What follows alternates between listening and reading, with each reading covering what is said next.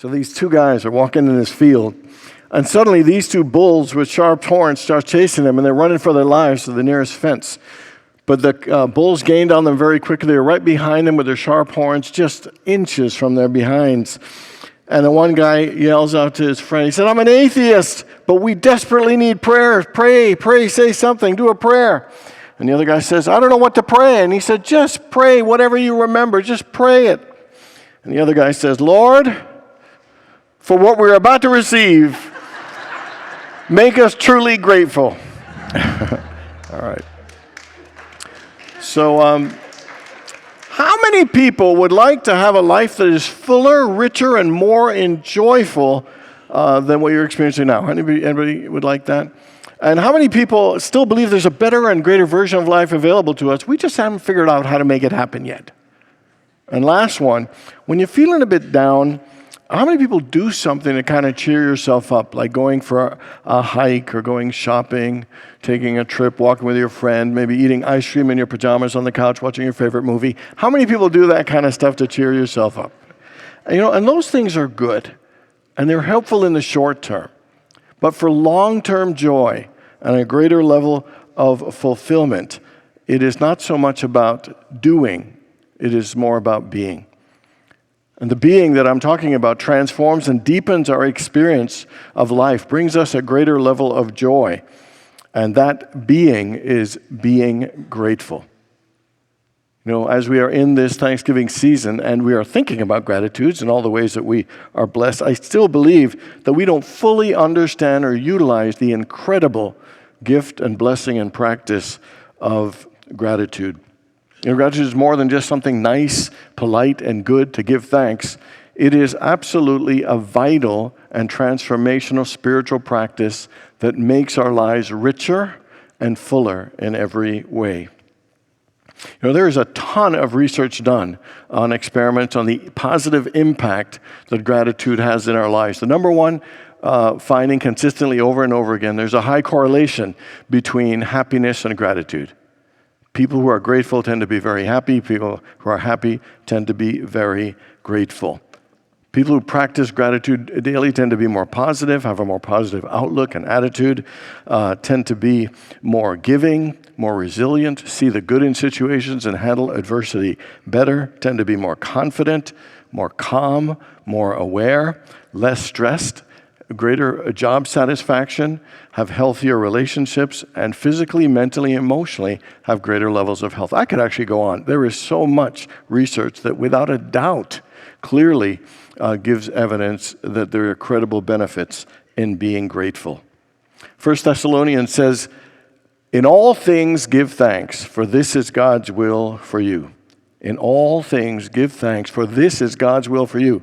So why would it be that God's will for us is to give thanks in all things? And that is because being grateful is a really enriching and fulfilling way to live. It is not just a way to something good happens to feel grateful for something. It is a mindset of being grateful in all things, of realizing how blessed and enriched we are, how supported we are by God. Gratitude opens our hearts to the fullness and the goodness and the allness of God. That in all things and all circumstances, it's God's will that we express gratitude and give thanks. So how many people would say that you agree that being grateful is a powerful spiritual practice and it's got great benefits? How many people agree with that? And how many people would agree that if you want a happier life, it must necessarily include being more thankful and grateful? How many people agree with that? And yet, knowing that there are all these benefits, knowing that we could be happier, why is it that we don't practice gratitude as consistently as we all know that we could? And there are 4 reasons. The first one is I think our minds are conditioned to lack, thinking there's never enough. There's just not enough. It's hard to be grateful when you're constantly believing that there is never enough. And we have this mindset of more. That being happy necessarily means I need more and more. And what happens is we end up taking things for granted, and instead of appreciating and enjoying them, because we're always focused on more, and that there's never enough. The second one is fear. That many of us have a fear that there's not only not enough, but we will lose what we have. And having a mindset of being afraid that we'll lose is hard to have gratitude and thanksgiving in it. Another one is negativity, always focusing on what we don't have, what we don't like, and what we don't want. And then the last one is when we feel unworthy. When we feel unworthy, that it's hard for us to feel thankful. Gratitude is important and has a huge impact on our lives. And what's important, emphasizes how important it is, it's when we're not grateful. Here's what it says in 2 Timothy. It says, not being grateful is a sin. Not being grateful is as bad as being unholy, unloving, unforgiving, heartless, and slanderous. And so being ungrateful, the reason it is considered so badly, because when we're not grateful, it is tantamount to not seeing, not accepting, not enjoying or appreciating all of the good that God has given us. That when we are not grateful, it is like not acknowledging, not accepting, denying, and even rejecting the blessings of God in our lives. If gratitude is so connected to happiness, ingratitude is connected to unhappiness and frustration and negativity in our lives. You remember when Jesus healed the 10 lepers and only one came back to say thanks? He was mad, he was upset, he was disappointed. Not because he didn't get praise, because he couldn't believe that they would rob themselves of not feeling a sense of appreciation and gratitude and thanksgiving. Because they robbed themselves of a deeper and joyful experience of life by not being gratitude and living in a more thankful way. The good news is that a grateful mind and a grateful heart is something we can cultivate and develop and improve in ourselves. Being grateful is absolutely the key and the secret to a life of great fullness. And today we're going to look at 4 gratitudes that can help us live a fuller life. The first one is to be grateful for life itself. Somebody once said that God's gift to us is life, and our gift to God is what we do with our lives. And we've all been given this incredible gift of life. We get to be in these physical bodies for a while, to create, to experience, to enjoy, to share and grow and to love. I mean, it's an amazing privilege. Our lives are not perfect, and they're not supposed to, but they're our lives. And it's still an amazing and wonderful gift that we all get to have and experience. A friend of mine, Bob Kaler from Richmond Hill, Ontario, one of my favorite quotes, you've heard it before, and you'll know why I love it so much. It says, on the day you were born, you were given the opportunity of a lifetime. So what are you doing with your opportunity of a lifetime? What do you feel like you've done so far up until now? And what would you like to do from here on with this opportunity, with this great gift that we call life? To live a great life, it first starts by just being grateful that we have life and grateful for all the things in our lives. On a scale of 1 to 10, 10 being highest, how grateful are you for your life and everything in it? Being thankful for our lives and everything in it helps us make the most out of our lives. Because the more thankful we are for our lives, the less we complain, the less we compare, the less we wish we had somebody else's life. The more we are grateful for our lives, the more we can be, the more present, the more engaged, the more alive. And it is to appreciate all that we have, to appreciate the body we have, to appreciate the family we have, to appreciate the talents and the abilities that we have, to appreciate the problems and the challenges that we have, to appreciate the homes and the car and the money that we have. Be grateful in all circumstances. Be grateful for this incredible gift of life. There was this Zen master woman, and her name was Sono, and she had the path to enlightenment in one affirmation. And she had many people, have a difficult time with it. And here are the 2 lines. Thank you for everything. Let's say that together. Thank you for everything. And here's the harder part. I have no complaints whatsoever. Let's say that together. I have no complaints whatsoever. So I prepare my talks on Saturday. I work at home, and I'm usually, I've got my computer, the internet. It's a beautiful experience. And yesterday, my internet went down. And so I was really kind of stressing because I like access to my stuff to create. And so I was feeling a little anxious, so I ended up calling Cox, spent an hour and a half on the phone with Cox, couldn't fix it. They couldn't get someone out here till today. So there I am, trying to prepare this talk. And in all things, give thanks. Thank you for everything. I have no complaints whatsoever. Needless to say, it tested my spiritual centeredness. And so it was just really tough. So I had to slow myself down and realize, so here I am at home safe with a beautiful day in my flannel pajamas, preparing a talk. And even though I didn't have access to all the info that I would really have liked, I still felt very, very blessed when I calmed myself down. My brother Brian is visiting me, which is a great gift and blessing, and he was making food for me and bringing it to me while I prepared. So that was a smoking cool deal. You know, our lives, sometimes we let one or two things stop us from realizing what a great life we have, how blessed we are. Thank you for my life. Let's say that together. Thank you for my life. Thank you for everything. I have no complaints whatsoever. And when we see these little things that kind of get at us, when we remind ourselves, we really realize we don't have that much to complain about. We have these unique and wonderful lives, and yes, their struggles are part of it, but we get to live.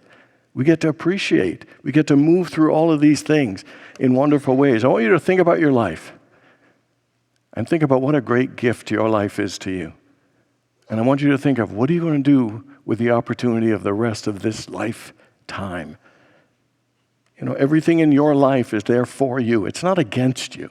It's there to teach you and to help the evolution of your soul. Don't let those small things, stop you from realizing how blessed and wonderful your life is. Thank you for my life. Together? Thank you for my life. Thank you for everything. I have no complaints whatsoever. Okay, the second thing to be grateful for is grateful for love. I believe there is no greater feeling in this world than to feel that you are loved and the joy of getting to love other people. You know, all the success in the world could never replace how sweet that feeling is to know that you're loved, that you are cared for, that you are supported, that you are cherished. When the Apostle Paul said love is the fulfilling of the law, he meant that love is the thing that really fulfills life. It is the thing we all seek. It is the thing that we all yearn and desire for more than anything else in the world. You know, a fulfilling life is about being grateful for love. I want you to think of all the people in your life that you love right now. And I want you to think of all the people that love you. And I would bet you it is more than you can imagine and more than you even realize. You know, sometimes we think that we have no love in our lives or that we don't have enough love in our lives, but we have plenty of love. It's just unfortunately sometimes we take it for granted. But like that song says, love is all around us. It's there for us just to recognize and to appreciate and give thanks for it. I believe that all the success we could have in the world is heightened and greater by when we have people who love to share it with. And I believe all the struggles and challenges of life are lighter when we have people who love us that are there with us. One of the things I really love about love is all the different shapes and forms that we get to love people in. Like loving your mom, loving your dad, loving your brothers, loving your sisters, loving your friends, loving your nieces, loving your nephews, your grandparents, your grandchildren. We could go on, your friends, your people at work, people in the community. We have so many various channels and ways to experience God's love. It is incredible. I think our hearts cannot be helped but to be filled to overflowing with love and gratitude when we realize how much love we have in our lives. You know, Martin Seligman did one of the first experiments on gratitude. And what he did, he asked people to write someone specific a note of gratitude and appreciation for their life, and to not only write it to them, but to hand deliver it to them. And they found that writing a note expressing your gratitude and thanksgiving to someone absolutely increased people's levels of happiness and satisfaction, and future predictors of how their lives would be absolutely increased. All those indicators increase. And it lasted for 1 month. And the point is, that was one letter. Could you imagine expressing gratitude on a daily basis, the impact it would have in our lives? There was another study done with friends, a control group of friends to just continue on, and the other group expressed their gratitude to their friends. And what they found is their bonds of friendship deepened and connected. There were levels of trust, there were deeper levels of joy, deeper levels of caring.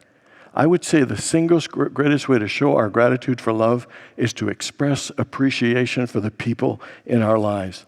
Every single layer and level of relationship will be enhanced if we were to express more appreciation and gratitude. In an intimate romantic relationship with a partner or spouse, it will improve. They've shown studies within families expressing gratitude. Kids feel more support and care and trust of their parents. I mean, whether it is at work, whether it's friends, expressing more gratitude absolutely makes a huge difference. Think of one person in your life that you could handwrite a note to just to express your gratitude and deliver it to them by hand. Unless you live in another state, you can mail it then. And then, would you be willing to make a commitment to verbally express your appreciation to people?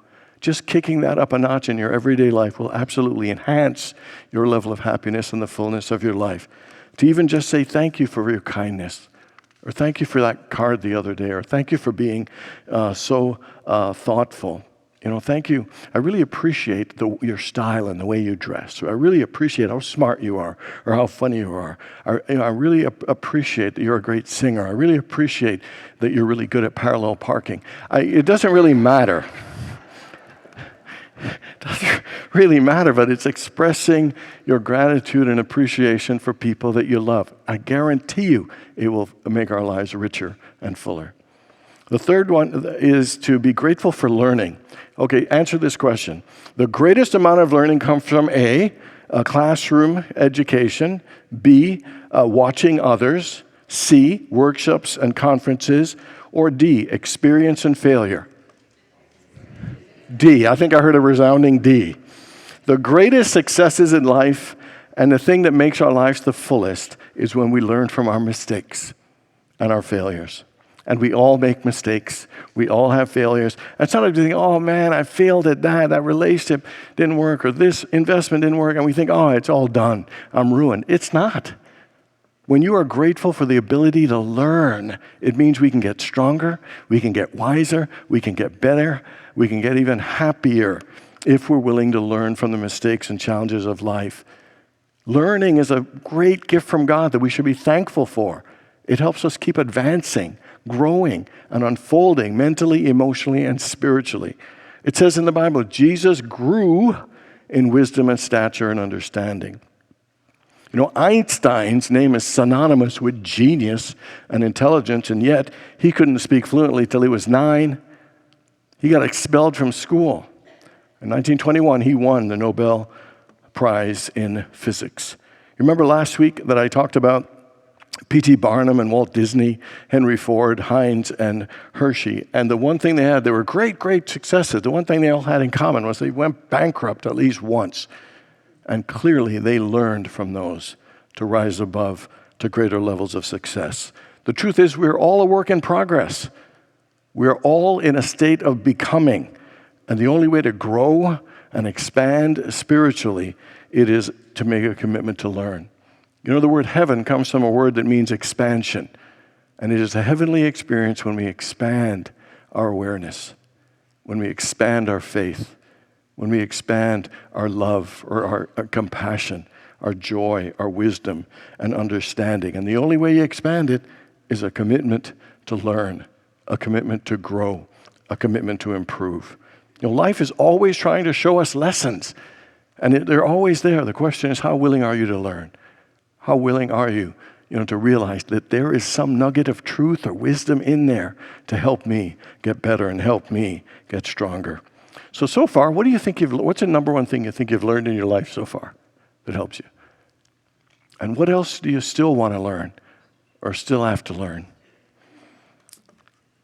Here are 5 things that people learned in their life. I read this in an article. Number 1, be true to yourself. Walk your own path and trust your gut. 2, take care of your health early and consistently. You'll be glad you did. 3, tell those and show those that you love them.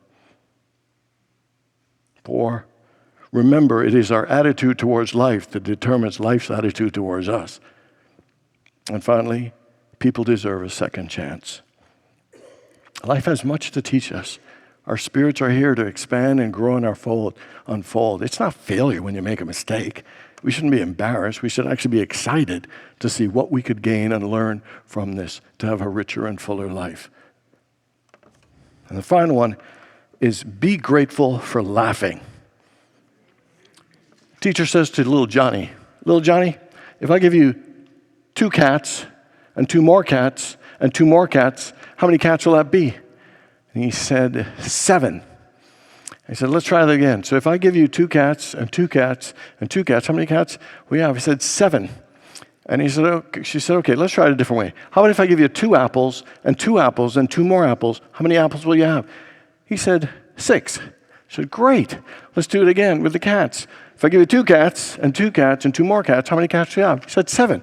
And he says, why do you keep saying 7? And little Johnny says, because I already have a freaking cat.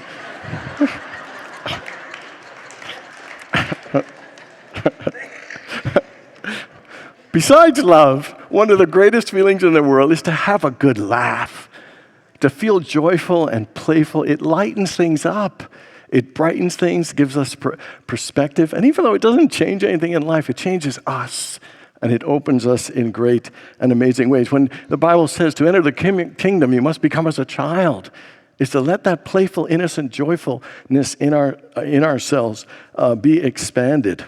You know, somebody said that laughter is like chocolate for the soul. And a day without laughter is a day that has been wasted. These 3 engineers and 3 accountants go to a conference by train. And at the station, the 3 accountants buy their 3 tickets, and then they watch the 3 engineers, and they only buy 1 ticket between them. And then the accountant says, how can 3 people travel on only 1 ticket? And then one of the engineers says, watch and you'll see. So they all get on, and the accountants take their seats, and the engineers all cram into a little restroom and close the door. The train takes off, the conductor comes and goes to the restroom door and kind of knocks on and says, ticket please.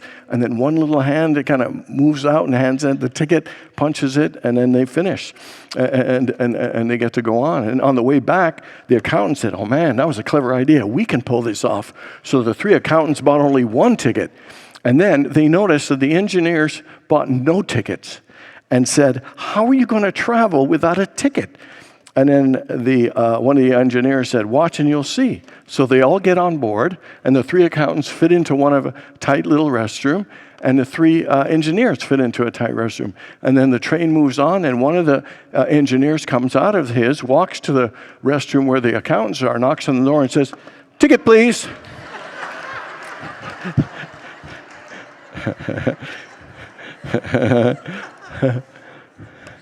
Marcus Aurelius said, it takes very little to have a happy life, and one of those little things includes laughter, having fun, and not always taking it so seriously. You know, laughter and humor is relaxing, and it is healing, it is uplifting, it lightens and brightens our day, and I would say without question, makes our lives fuller and richer and more joyful. Jesus said he came that we may have life and have it more abundantly, and I guarantee 100% of living life more abundantly means living life more gratefully and more thankfully. 4 things we're going to focus on. To be grateful for life, because it is a great gift. Second is to be grateful for love and express love to all the people in all the different ways. Be grateful for learning and be grateful for laughing. Practicing gratitude truly is the secret to a life of great fullness. God bless you all.